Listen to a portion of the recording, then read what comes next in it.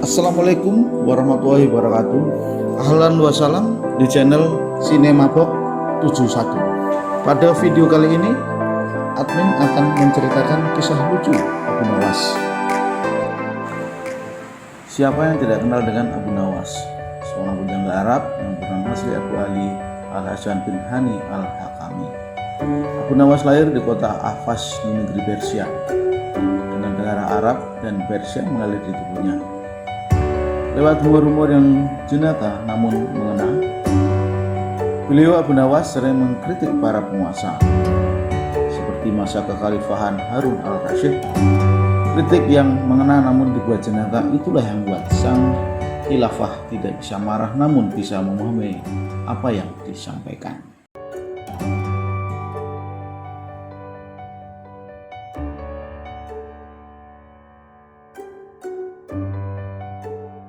Abu Nawas kaget bukan main ketika seorang utusan Baginda Raja datang ke rumahnya.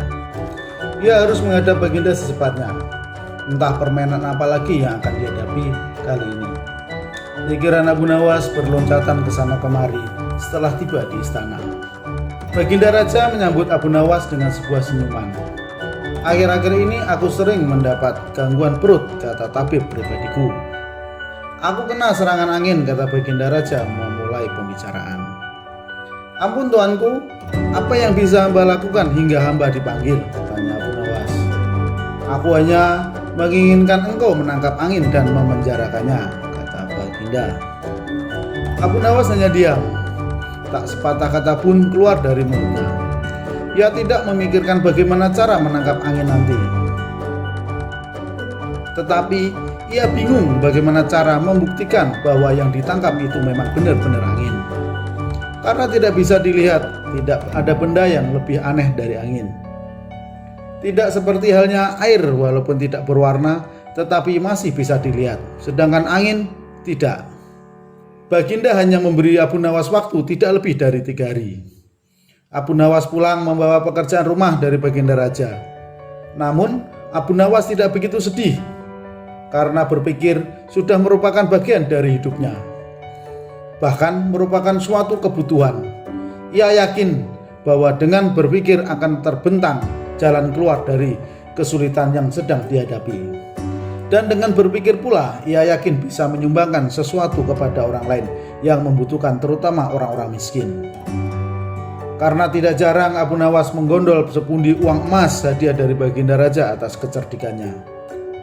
Tetapi sudah 2 hari ini Abu Nawas belum juga mendapat akal untuk menangkap angin, apalagi memenjarakannya. Sedangkan besok adalah hari terakhir yang telah ditetapkan Baginda Raja. Abu Nawas hampir putus asa. Abu Nawas benar-benar tidak bisa tidur walaupun hanya sekejap. Mungkin sudah takdir. Kali ini Abu Nawas harus menjalani hukuman karena gagal melaksanakan perintah Baginda.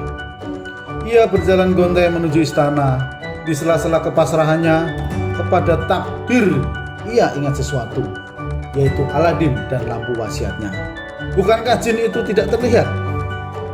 Abu Nawas bertanya kepada dirinya sendiri.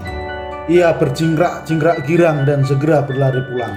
Sesampai di rumah, ia secepat mungkin menyiapkan segala sesuatunya, kemudian menuju istana. Di pintu gerbang istana, Abu Nawas langsung dipersilahkan masuk oleh para pengawal karena Baginda sedang menunggu kehadirannya. Dengan tidak sabar, Baginda langsung bertanya kepada Abu Nawas. Sudahkah engkau berhasil memenjarakan angin, hai Abu Nawas? Tanya Baginda Raja.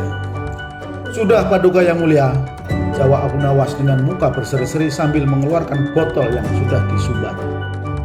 Kemudian Abu Nawas menyerahkan botol itu. Baginda menimbang-nimbang botol itu. Mana angin itu, hai Abu Nawas? Tanya Baginda.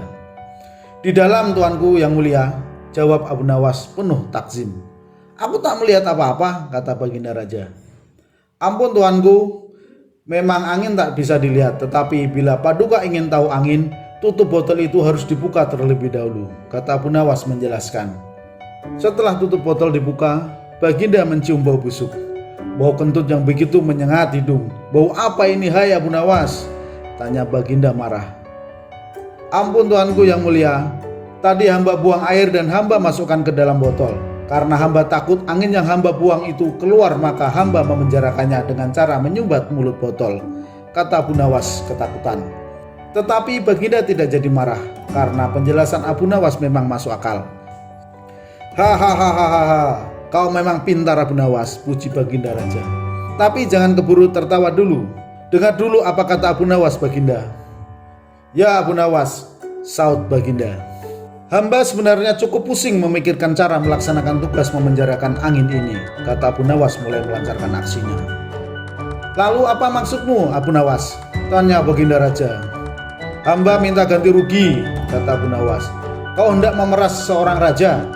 Hardik Baginda Raja. Oh, bukan begitu Baginda, kata Abu Nawas mulai cemas. Lalu apa maumu? Tanya Baginda.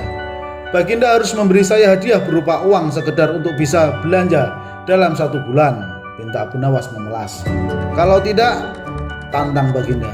Kalau tidak, hamba akan menceritakan kepada khalayak ramai bahwa Baginda telah dengan sengaja mencium kentut hamba, kata Abu Nawas. Hah? Baginda kaget dan jengkel tapi kemudian tertawa terbahak-bahak. Baik, permintaanmu kukabulkan, kata Baginda Raja. Abu Nawas pun dapat tersenyum lega sambil membawa sekantung uang di tangannya. Ia lalu pulang ke rumahnya. Demikian kisah Abu Nawas. Semoga terhibur dan terima kasih. Wassalamualaikum warahmatullahi wabarakatuh.